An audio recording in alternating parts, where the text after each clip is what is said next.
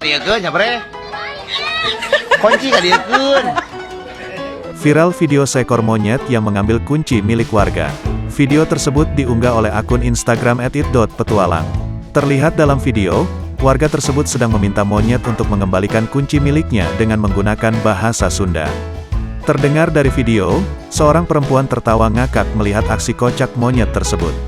Tak diketahui monyet yang berada di atas genteng warga ini monyet liar atau peliharaan.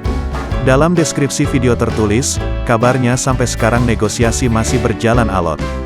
Video ini pun banyak mengundang reaksi para warganet. Sejak tayang pada 16/3, video ini sudah ditonton sebanyak 20,8 ribu tayangan, dan 1,1 ribu like.